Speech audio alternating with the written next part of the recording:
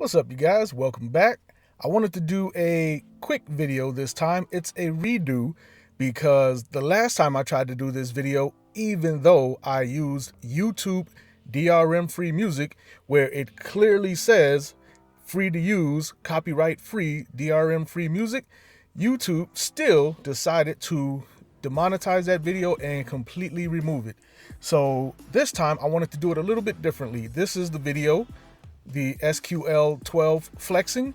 Yeah, I used the music that I was supposed to be allowed to use and they still took it down. So this time I'm going to do a similar video, but I'm not going to play the music at all. You'll see the sub moving, but you won't hear the music.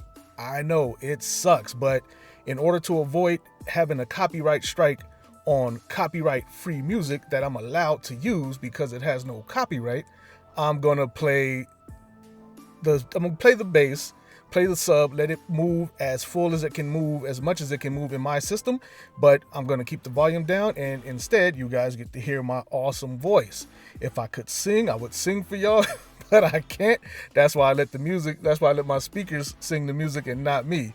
So let's just go ahead and check it out real quick. I'm going to keep it short, keep it sweet. This is the sub flexing, and that is about it for now. Actually, for anybody interested who has not seen my previous videos, who want to know what type of setup I have, this is a stereo Integrity SQL-12. It is the D2 model, dual 2 ohm, and it is wired down to 1 ohm, and I'm running it off of a Kicker CXA 800.1. According to the Kicker birth certificate, it's giving me 934 watts of RMS power, and that is more than enough. The subwoofer is rated for 1000 watts RMS, but of course, you've seen videos, I've seen videos of people putting 12 to 1500 watts RMS into it, but I have no plans of doing that whatsoever. And not because I'm necessarily afraid of blowing it, possibly afraid of blowing it, but still, I want my equipment to last a very long time, so I try not to push it past its thermal or musical limits.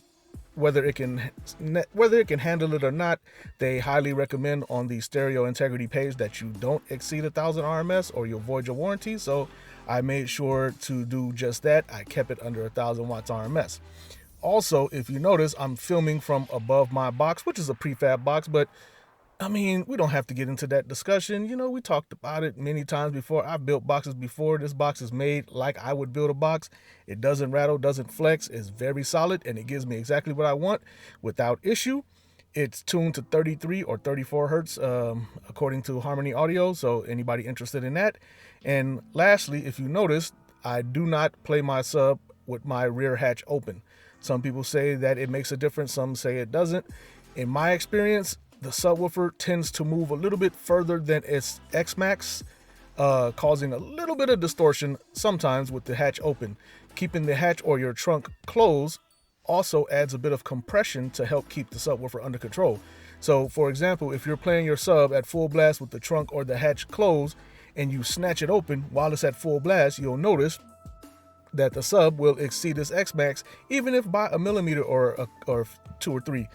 I don't want to do that. You know, if I'm already at XMAX with the trunk or hatch closed, why would I want to exceed that?